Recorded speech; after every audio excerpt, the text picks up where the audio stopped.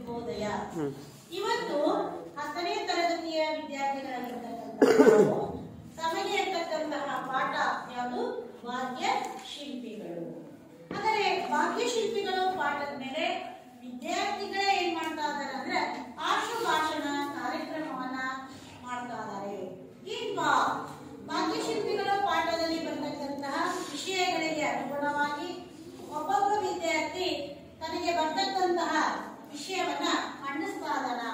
ಇದನ್ನ ಆಶು ಭಾಷಣ ಅಂದ್ರೆ ವಿಷಯವನ್ನ ತಕ್ಷಣದಲ್ಲೇ ಕೊಟ್ಟು ಆ ತಕ್ಷಣದಲ್ಲೇ ಆ ವಿಷಯವನ್ನ ನೋಡ್ಕೊಂಡು ನೀವು ವಿಷಯವನ್ನ ನೋಡ್ಕೊಂಡಾದ್ಮೇಲೆ ವಿಚಾರ ಮಾಡ್ಕೊಂಡು ಅದ್ರ ಬಗ್ಗೆ ಹೇಳಿ. ಅವಸರ ಮಾಡ್ಕೊಳ್ಬೇಡ್ರಿ. ಹೇಳುವಾಗ ನಿಮ್ಮ ಹೆಸರು ಹೇಳ್ರಿ, ನಿಮ್ ತರಗತಿ ಹೇಳ್ರಿ, ಹೇಳ್ಬಿಟ್ಟು ನಿಮಗೆ ಏನ್ ವಿಷಯ ಬರುತ್ತಲ್ಲ ಆ ವಿಷಯವನ್ನ ಹೇಳ್ರಿ ಮಕ್ಕಳೇ. ಹೇಳಾದ್ಮೇಲೆ ವಿಷಯವನ್ನ ನಿಮಗ್ ಬಂದಿರ್ತಕ್ಕಂಥದ್ದು ನಿಮ್ಮ ತರಗತಿ ಹೆಸರು ಹೇಳ್ಬೇಕು, ನಿಮ್ ಶಾಲೆ ಹೆಸರು ಹೇಳ್ಬೇಕು. ನಂತರದಲ್ಲಿ ನಿಮ್ಗೆ ಬಂದಿರೋ ವಿಷಯದ ಮೇಲೆ ನಿಮಗೆ ಏನ್ ಅಂಶಗಳ ನೆನಪಾಕವಲ್ಲ ಆ ಎಲ್ಲ ಅಂಶಗಳನ್ನ ಹೇಳ್ಬೇಕು. ಆಶು ಭಾಷಣಕ್ಕೆ ಪಿಕ್ ಅಂಡ್ ಸ್ಪೀಚ್ ಅಂತ ಕರೀತಾರೆ. ಈಗ ಮೊದಲನೇ ವಿದ್ಯಾರ್ಥಿಯಾಗಿರ್ತಕ್ಕಂತಹ ಶಾಂತ ಬಾಲ್ ಅಲ್ಲಿ ಬಾಕ್ಸ್ ಮೇಲೆ ಅದಾವು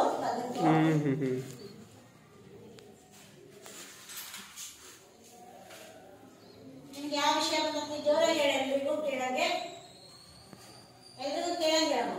ನನ್ನ ಹೆಸರು ಶಾಂತ ಕರಮನಿ. ನಾನು ಓದುತ್ತಿರುವ 10th ಸ್ಟ್ಯಾಂಡರ್ಡ್ ಶ್ರೀ ಗಡಿಗೋಳ ಬಸಪ್ಪ ಧ್ಯಾನಪ್ಪ ಪ್ರೌಢಶಾಲೆ ಹೊಸಪೇಟೆ. ಅಲ್ಲ, ನೀನು ಬಂದಿರೋ ವಿಷಯ ಹೇಳಿ.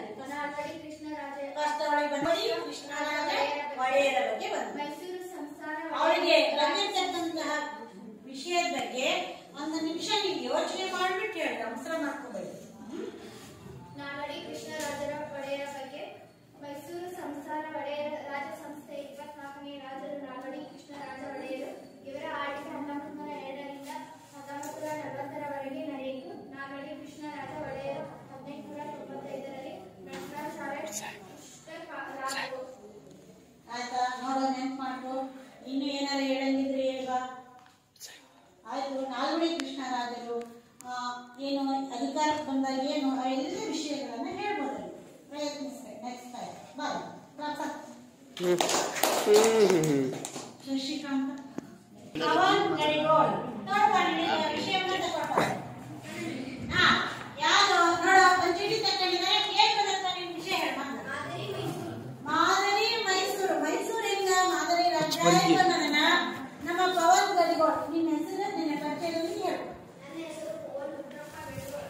ನಾನು 10ನೇ ತರಗತಿಯಲ್ಲಿ ಓದುತ್ತಿದ್ದೇನೆ. ನನಗೆ ಬಂದ ವಿಷಯ ಮಾದರಿ ಮೈಸೂರು. 1902ರಲ್ಲಿ ಆಗಸ್ಟ್ 5ನೇ ತಾರೀಕಿನ ಮೈಸೂರು ರಾಜ್ಯದ ನೇರ ಉಸ್ತುವಾರಿ ಕೃಷ್ಣರಾಜ ಒಡೆಯರ ಬಗ್ಗೆ ನಾವು ಕೃಷ್ಣರಾಜ ಒಡೆಯರ ಮನೆತನದಿಂದ ಒಂದು ವಾಗಿದ್ದ ಸಹ ಜನತೆಯ ಆಡಳಿತ ಪಾಲ್ಗೊಳ್ಳಬೇಕಾಗಿತ್ತು. ಅಷ್ಟೇನಾ?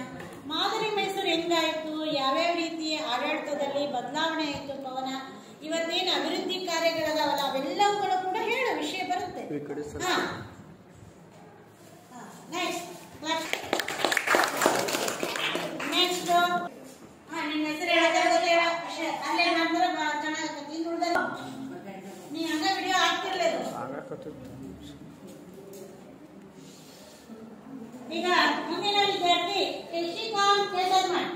ನೋಡ್ತಾ ಇದನ್ನ ತಗೋ ಶೇನಿ. ಶಶಿಕಾಂತ್ ಕೇಸರ್ಮಠ್ ವಿದ್ಯಾರ್ಥಿಗೆ ನಾಲ್ವಡಿ ಕೃಷ್ಣರಾಜ ಒಡೆಯರ ಬಗ್ಗೆ ಬಂದಿದೆ.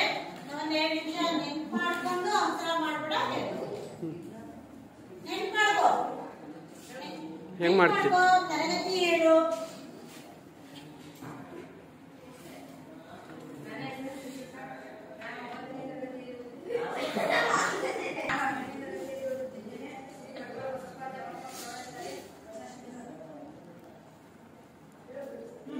ಇವರ ಕಾಲದಲ್ಲಿ ಗ್ರಾಮ ನೈರ್ಮಲ್ಯೀಕರಣ, ನೀರಿನ ಸೌಲಭ್ಯ, ಪ್ರಯಾಣ ಸೌಲಭ್ಯ, ವಿದ್ಯಾಭ್ಯಾಸ ಇನ್ನು ಮುಂತಾದ ಕ್ಷೇತ್ರಗಳನ್ನು ಇವರ ಸ್ವಯಂ ಆಡಳಿತ ಕ್ಷೇತ್ರಗಳಾಗಿ ಮಾಡಿಕೊಂಡಿದ್ದಾರೆ. ಹೇಳು ನೀನು ನಾಲ್ವಡಿ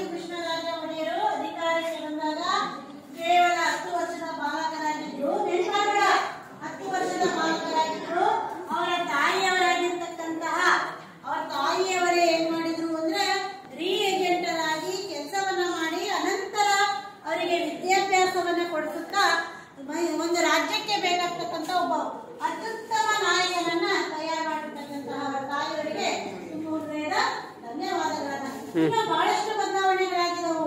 ಯಾವ ರೀತಿ ಅನ್ನೋದನ್ನ ಹೇಳ್ಬೇಕು. ಹಂಗೆ ಭಯ ಪಟ್ಟು ಬಂದಿತ್ತು. ಪ್ರಯತ್ನ ಆಗ್ಬೇಕು. ನೆಕ್ಸ್ಟ್ ಇದರಲ್ಲಿ ಕೂತ್ಕೋ. ಹೀಗೆ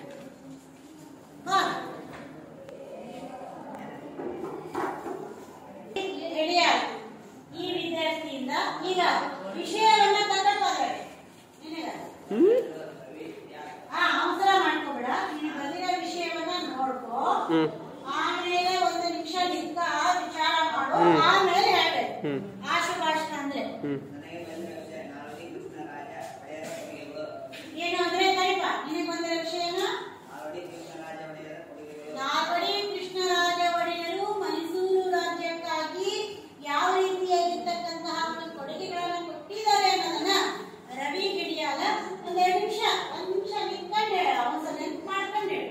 ಅವಸರ ಮಾಡ್ಕೋಬೇಡ. ನೆನ್ಪು ಮಾಡ್ಕೋವ. ಅವಸರ ಮಾಡ್ಕೋಬೇಡ.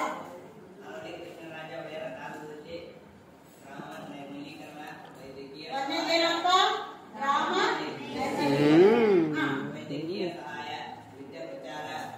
ಸ್ವಲ್ಪ ನೋಡಿ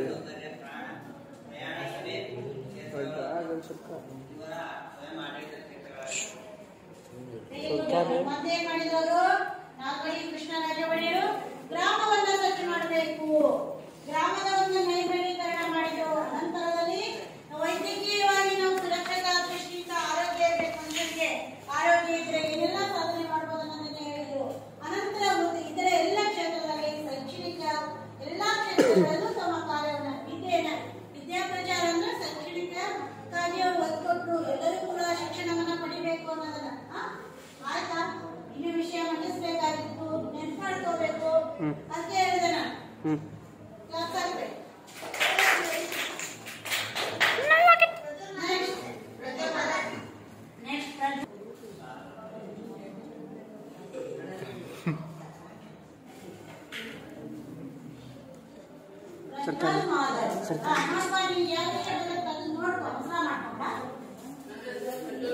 ತಡಿಯಪ್ಪ, ನೀನು ಬಂದಿರೋ ವಿಷಯ ನೋಡ್ಕೋ. ಆಮೇಲೆ ನೀನು ವಿಷಯ ಮಂಡಿಸೋಣ. 1 ನಿಂದ 2 ನಿಮಿಷದವರೆಗೂ ವಿಷಯವನ್ನ ನೋಡ್ಕೊಳ್ಳೋದಕ್ಕೆ ಅವಕಾಶ ಇರುತ್ತೆ. ನೋಡ್ರಿ, ಭಾಗ್ಯಶಿಲ್ಪಿಗಳು ಅಂತಕ್ಕಂತಹ ಪಾಠದೊಳಗ ಪ್ರಜಾಪ್ರತಿನಿಧಿ ಸಭೆ ಅಂತಕ್ಕಂಥದ್ದನ್ನ ಒಂದೆರಡು ನಿಮಿಷ ನಿಂತ ವಿಷಯವನ್ನ ನೆನ್ಪು ಮಾಡ್ಕ. ಆಮೇಲೆ ಹೇಳೋದು. ನಿಮ್ಮ ಹೆಸರು ಹೇಳು.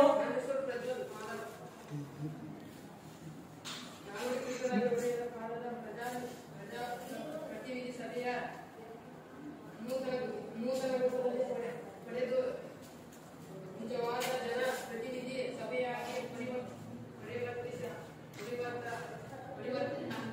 ಪರಿವರ್ತನೆ ಹೇಳಿ. ಹೇಳು. ಜನಪ್ರತಿನಿಧಿ ಸಭೆಯಾಗಿ ಪರಿವರ್ತನೆಯಾಯಿತು. ಅಧಿಕ 1923ರಲ್ಲಿ ಹೊಸ ಕಾನೂನನ್ನು ಜಾರಿಗೊಳಿಸಿದ್ದು ತಂಗಲು ಪ್ರಜಾಪ್ರತಿನಿಧಿ ಸಭೆಯನ್ನು ಶಾಸನಬದ್ಧ ಸಂಸ್ಥೆಯನ್ನಾಗಿ ನೋಡು, ಪ್ರಜಾಪ್ರತಿನಿಧಿ ಸಭೆಗೆ ಪೂರ್ಣವಾದ ಅರ್ಥವನ್ನ ಕೊಟ್ಟರು. ಅಲ್ಲಿಯವರೆಗೆ ಏನಾಗಿತ್ತು ಅಂದ್ರೆ ಹೆಸರಿಗೆ ಮಾತ್ರ ಪ್ರಜಾಪ್ರತಿನಿಧಿ ಸಭೆ ಇತ್ತು. ನಂತರದಲ್ಲಿ ನಾಲ್ವಡಿ ಕೃಷ್ಣರಾಜ ಒಡೆಯರು ಮತ್ತು ಅಧಿಕಾರಕ್ಕೆ ಬಂದ ಮೇಲೆ ಅದಕ್ಕೆ ಅಧಿಕೃತವಾಗಿರ್ತಕ್ಕಂತಹ ಒಂದು ವಿಚಾರವನ್ನ ಕೊಟ್ಟರು. ಆಯ್ತಾ? ಇಷ್ಟ ವಿಷಯನಪ್ಪ. ಈಗ ಪ್ರಜ್ವಲ್ ಮಾದರಿಗೆ ಧನ್ಯವಾದಗಳು. ಇನ್ನು ಪ್ರಯತ್ನ ಮಾಡು. ಯಾಕೆ ಆಗ್ರಿ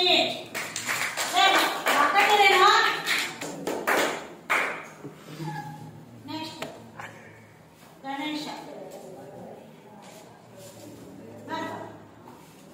ಎದ್ದೇಳು ಅಂದ್ರೆ ನೋಡಿ ಬರ್ತಾರ ಬಂದಿರ್ತಕ್ಕಂಥ ಯಾವ ನೋಡೋದ್ರೆ ಜಾರಿ ಮಾಡಿರ್ತಕ್ಕಂತಹ ಸಾಮಾಜಿಕ ಕಾನೂನುಗಳು. ನೋಡ್ರಿ, ಹೇಳಪ್ಪ ನಿನ್ನ ಹೆಸರು ಹೇಳು. 1-2 ನಿಮಿಷ ನೆನ್ಪು ಮಾಡ್ಕೋ. ಆಮೇಲೆ ಹೇಳು.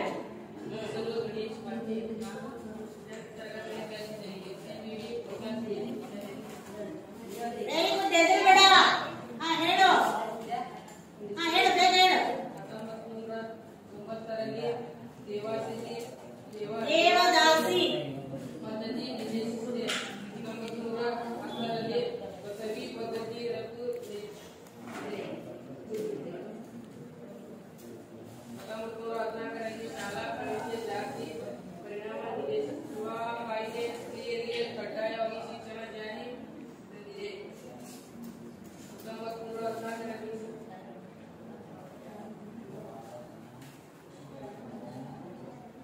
1927ರಲ್ಲಿ ಮೊಟ್ಟ ಬಾರಿ ಸ್ತ್ರೀಯರಿಗೆ ಮತದಾನ ಹಕ್ಕು ಬಂದಿದೆ. 1905ರಲ್ಲಿ ಸರ್ಕಾರ ಧಾರ್ಮಿಕ ಪರಿಹಾರ ಕಾಯ್ದೆ. ಆಯ್ತಪ್ಪ, ಯಾಕೆ ಅವಸರ ಮಾಡ್ಕೊಂತೀಯ ಗಣೇಶ? ನೀಟಾಗಿ ಹೇಳು. ಯಾಕೆ ನೀಟಾಗಿ ಓದ್ಕೊಂಡಿದ್ಯಲ್ಲ? ಯಾವ್ಯಾವ ಕಾಯ್ದೆಗಳು ಬಂದು ನೋಡ್ರಿ. ಯಾವ್ದು ದೇವದಾಸಿ ಪದ್ಧತಿ ರದ್ದತಿ, ಅನಂತರದಲ್ಲಿ ಏನೇನು ಕಾಯ್ದೆಗಳನ್ನ ಜಾರಿಗೆ ತಂದ್ರು ಅಂದ್ರೆ ವೇಷವೃತ್ತಿ ಒಂದು ತಡೆಗಟ್ಟತಕ್ಕಂಥದ್ದು, ಸ್ತ್ರೀ ವಿಮೋಚನ, ಗೆಜ್ಜೆ ಪದ್ಧತಿಯನ್ನ, ಗೆಜ್ಜೆ ಪೂಜೆಯನ್ನ, ಆಮೇಲೆ ಏನ್ ಮಾಡಿದ್ರು, ಎಲ್ಲರಿಗೂ ಕೂಡ ಶಾಲೆಯನ್ನ ಕಲಿಯೋದಕ್ಕೆ ಅವಕಾಶವನ್ನ ಮಾಡಿಕೊಟ್ರು. ಇಲ್ಲಿಯವರೆಗೂ ಹೇಳಿರ್ತಕ್ಕಂಥ ಗಣೇಶ್ ಈ ವಿದ್ಯಾರ್ಥಿಗೆ ತುಂಬ ಹೃದಯದ ಧನ್ಯವಾದಗಳು. ನೆಕ್ಸ್ಟ್ ಮತ್ತೆ ಏನ್ ಹೇಳ್ತಿಲ್ವಾ? ಪ್ರಜ್ವಲ್ ಆಯ್ತು. ಈಗ ಯಾರು? ನಿಂಗರಾಜ್.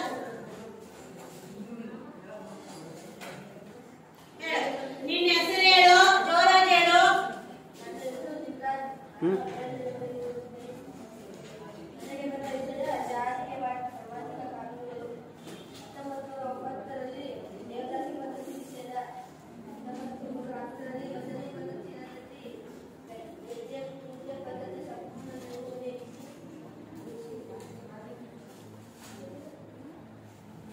ಹೇಳು ಬೇಕಲ್ಲ.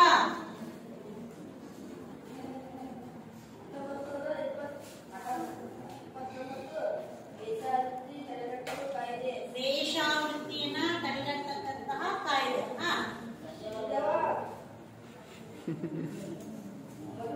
ಕಾಯ್ದೆ ಸ್ತ್ರೀಯರಿಗೆ ಕಡ್ಡಾಯ ಶಿಕ್ಷಣ ಜಾರಿ. 1914ರಲ್ಲಿ ಶಾಲಾ ಪ್ರವೇಶಕ್ಕೆ ಜಾತಿ ಮಹಿಳೆಯೇ ನಿಷೇಧ. 1919ರಲ್ಲಿ ಆದ್ಯತೆಯ ಶಾಲಾ ಶಿಕ್ಷಣ ಪದ್ಧತಿ. 1927ರಲ್ಲಿ ಪಟ್ಟಣಗಳ ಜಾರಿ ಮತದಾನದ ಹಕ್ಕು.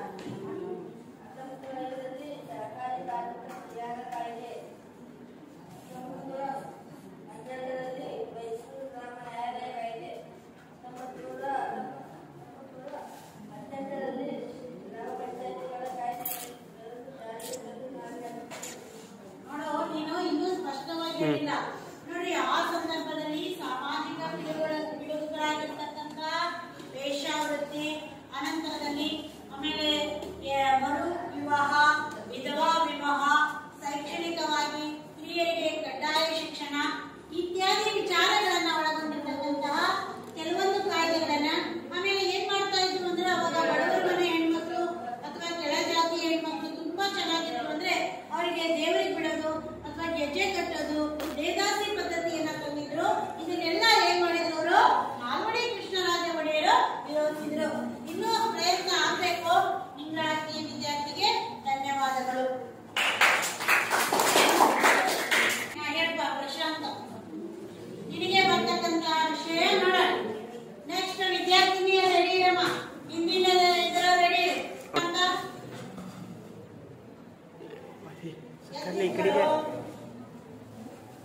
ನಿನಗೆ ಬಂದಿರ್ತಕ್ಕಂಥ ವಿಷಯ ತಕ್ಕ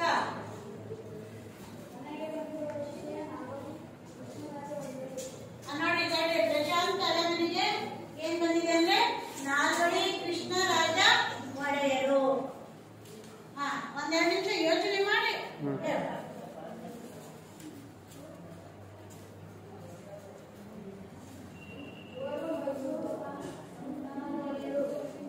ನಿನ್ನ ಹೆಸರು ಹೇಳು, ತರಗತಿ ಹೇಳು, ಶಾಲೆ ಹೇಳು.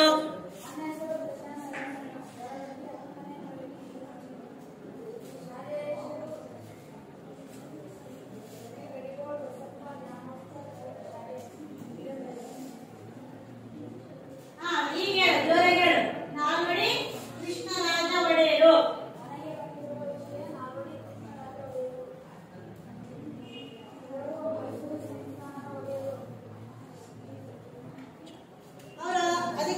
ಶಿಷ್ಯ ಕೆಲಸದವರಾಗಿದ್ರಪ್ಪ ಅದೆಲ್ಲ ಹೇಳು.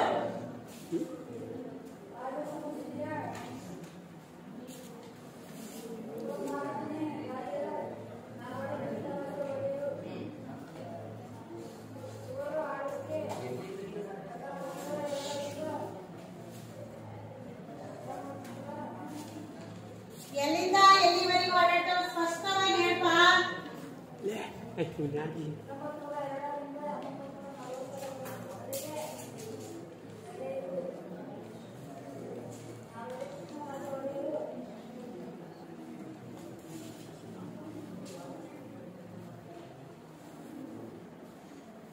ಕೂತ್ಕೋ.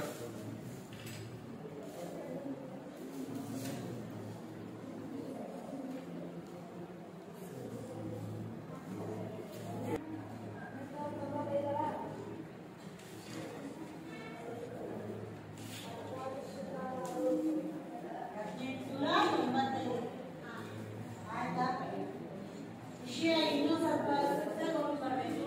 ಈ ರೀತಿ ಆದ್ರೆ ಅಲ್ಲ, ನೀಟಾಗಿ ಟಾಪಿಕ್ಗಳನ್ನ ವಿಷಯಗಳನ್ನ ಪಾಠದ ಮೇಲೆ ನೋಡ್ಕೊಂಡ್ಬರಕ್ಕೆ ಹೇಳಿದ್ನೆಲ್ಲ ಓದ್ಕೊಂಡ್ಬರಕ್ಕೆ ಇಲ್ಲಿಯವರೆಗೂ ಪ್ರಯತ್ನ ಪಟ್ಟಿದ್ದಕ್ಕಾಗಿ ಪ್ರಶಾಂತ್ ಹಳೆಮನೆ ಈ ವಿದ್ಯಾರ್ಥಿಗೆ ಧನ್ಯವಾದಗಳು.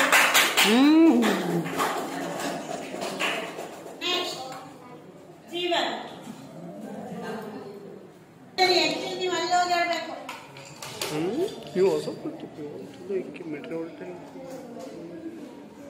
ನಿಮ್ಗೆ ಯಾವ ವಿಷಯಪ್ಪ?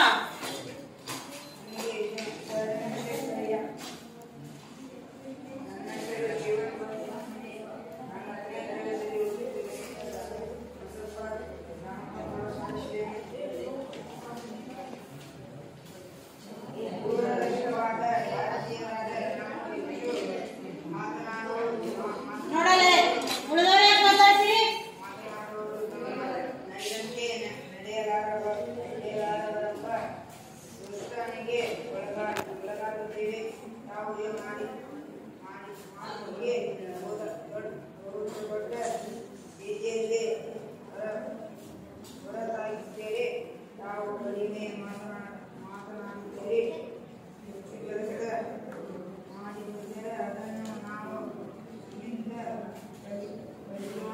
ಜೋರಾಗಿ ಹೇಳೋ ಜೀವನ.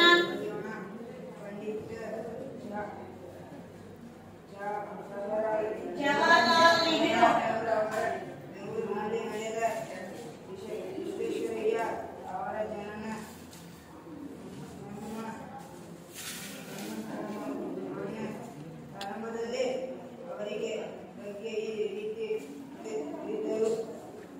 ನೋಡ್ಬಾ, ಪ್ರಿಪೇರ್ ಆಗಿ ಬರ್ಬೇಕು, ಓದ್ಬೇಕು. ಓದೋದ್ ಕಡಿಮೆ ಆದ್ರೆ ಹಿಂಗಾಗುತ್ತೆ. ಎರಾಬರಿ ಅದನ್ನ ಅವಸರ. ಇಲ್ಲಿವರೆಗೂ ಕೂಡ ನೀವು ಪ್ರಯತ್ನಿಸಿದ್ದಕ್ಕಾಗಿ ತುಂಬ ಹೃದಯದ ಧನ್ಯವಾದಗಳು. ಹೇಳ್ತೀಯ ಸಚಿನ್? ಸಚಿನ್ ಹೇಳ್ತೀಯ? ಇಲ್ಲ ಹೇಳ್ತೀಯ? ಅಲ್ಲ ಹೇಳ್ತೀಯ? ಹೇಳ್ತೀಯ? ನೋಡಪ್ಪ, ನೋಡು, ನಿನಗೆ ಬಂದಿರೋ ವಿಷಯ ಫಸ್ಟ್ ನೋಡ್ಕೋ. ಒಂದೆರಡು ನಿಮಿಷ.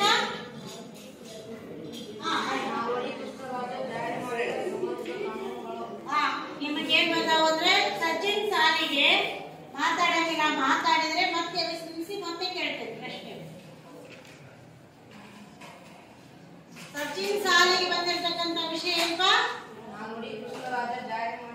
ನಾಲ್ವಡಿ ಕೃಷ್ಣರಾಜ ಒಡೆಯರು ಜಾರಿ ಮಾಡಿರ್ತಕ್ಕಂತಹ ಸಾಮಾಜಿಕ ಕಾನೂನು. ಒಂದೆರಡು ನಿಮಿಷ ನೋಡ್ಕೊ, ಒಂದೆರಡು ನಿಮಿಷ ಪ್ರಿಪೇರ್ ಆಗು, ಆಮೇಲೆ ಮತ್ತೆ ಹೇಳು.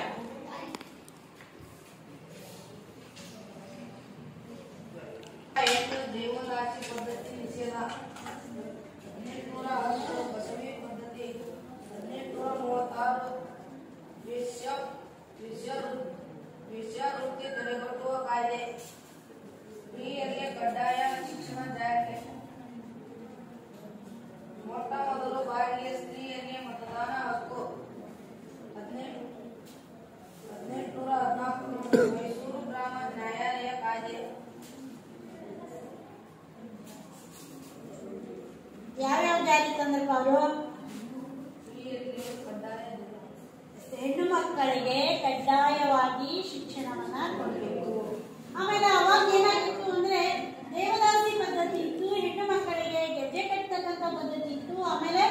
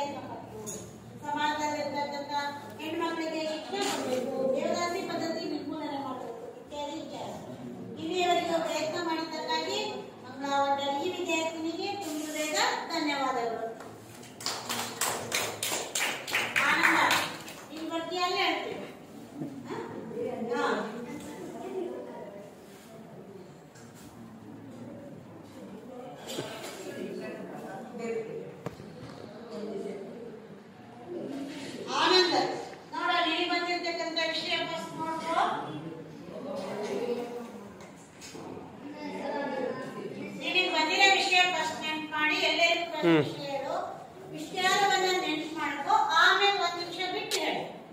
ಹಾ, ಇದು ಬಂದಿರೋ ವಿಷಯ ಏನ್ ಬಂದೈತಿ? ಕೊಡುಗೆಗಳು ಅಂದ್ರೆ ನಾಲ್ವಡಿ ಕೃಷ್ಣರಾಜ ಒಡೆಯರು ಮತ್ತೆ ಸರ್ ಎಂ ವಿಶ್ವೇಶ್ವರಯ್ಯನವರು ಮೈಸೂರು ರಾಜ್ಯಕ್ಕೆ ಅವರು ಕೊಟ್ಟಿರ್ತಕ್ಕಂಥ ಕೊಡುಗೆಗಳ ಬಗ್ಗೆ.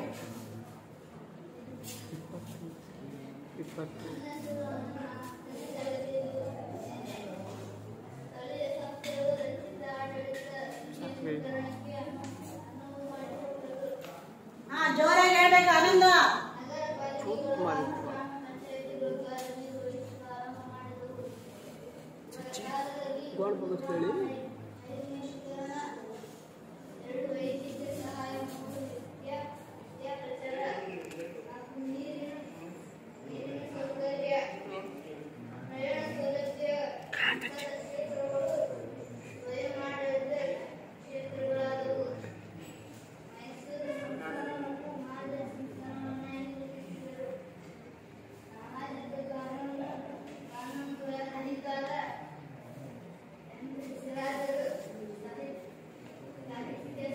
ಪ್ರಯತ್ನ ಪಡಬೇಕು, ನೀಟಾಗಿ ರೆಡಿಯಾಗಿ ಬರಬೇಕು, ನಿಂದ್ರದಲ್ಲ, ಧ್ವನಿ ಸ್ಪಷ್ಟವಾಗಿರ್ಬೇಕು, ಧೈರ್ಯ ಬರಬೇಕು.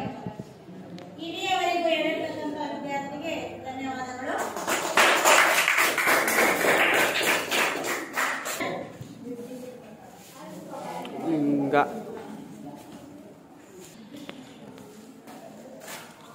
ಒಂದು ವಿಷಯ ತಕ್ಕ ಅದರಲ್ಲಿ ಬಂದಿರೋದು ವಿಷಯ ವೆರಿ ಗುಡ್.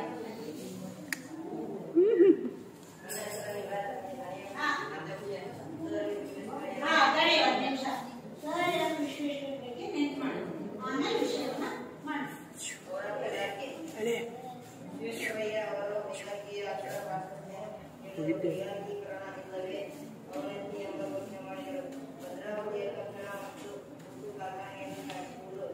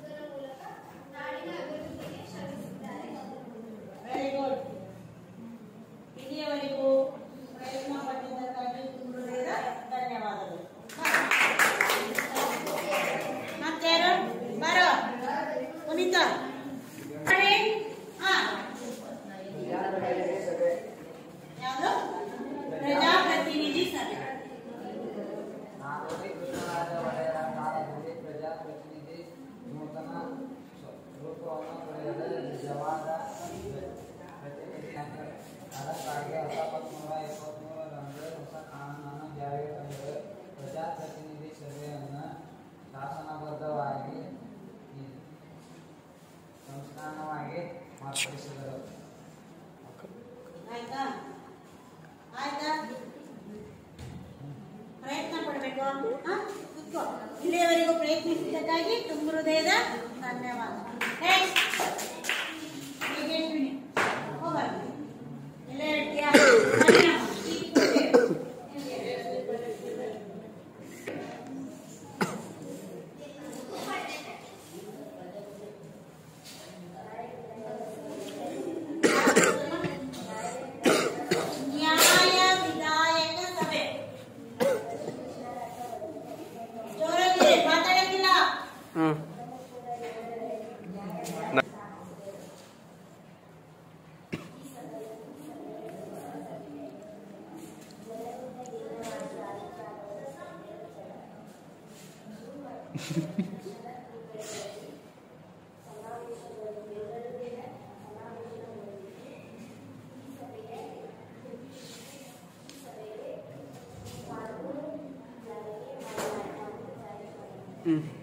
ಪ್ರಯತ್ನ ಧ್ವನಿ ಸ್ಪಷ್ಟವಾಗಿರಬೇಕು. ಪ್ರಯತ್ನ ಸಾಕು.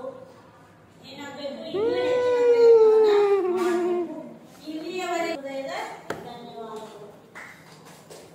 ಈಗ ಆಶುಭಾಷಣ ಅಂತಕ್ಕಂತಹ ಪಾಠದ ಮೇಲೆ ಬರ್ತಕ್ಕಂತಹ ಒಂದು ವಿಷಯವನ್ನ ಅಲ್ಪ ಬಹಳ ಪ್ರಯತ್ನ ಏನಾಗಲಿಲ್ಲ, ಇನ್ನೂ ಪ್ರಯತ್ನ ಮಾಡಬೇಕು. ಆದರೂ ಕೂಡ ಪ್ರಯತ್ನ ಪಟ್ಟಿರ್ತಕ್ಕಂತಹ ಎಲ್ಲ ವಿದ್ಯಾರ್ಥಿಗಳಿಗೂ ಕೂಡ ನಮ್ಮ ತುಂಬ ಹೃದಯದ ಧನ್ಯವಾದಗಳನ್ನ ಅರ್ಪಿಸ್ತಾ ಮುಂದಿನ ಒಂದು ಸಂದರ್ಭದಲ್ಲಿ ಅಂದ್ರೆ ಮುಂದಿನ ಮತ್ತೆ ತೆಗೆದುಕೊಂಡಾಗ ಬೇರೆ ವಿಷಯ ಇರುತ್ತೆ, ಮೇಲೆ ಇರ್ತಕ್ಕಂಥದ್ದು ಆಶುಭಾಷಣ ಅಂತಕ್ಕಂಥದ್ದು ಇದೇ ಇರುತ್ತೆ. ಆ ಸಂದರ್ಭಗಳಲ್ಲಿ ಇನ್ನೂ ಹೆಚ್ಚಾಗಿ ಪ್ರಯತ್ನಿಸಿ ಇನ್ನೂ ಹೆಚ್ಚು ವಿಷಯವನ್ನ ಪ್ರಿಪೇರ್ ಆಗಿ ಬರಬೇಕು ಅಂತ ಹೇಳ್ತಾ ಇಲ್ಲಿಯವರೆಗೂ ಕೂಡ ಮಾತನಾಡಿರ್ತಕ್ಕಂಥ ಎಲ್ಲ ನನ್ನ ಪ್ರೀತಿಯ ಮಕ್ಕಳಿಗೆ ಹೃದಯದ ಧನ್ಯವಾದ.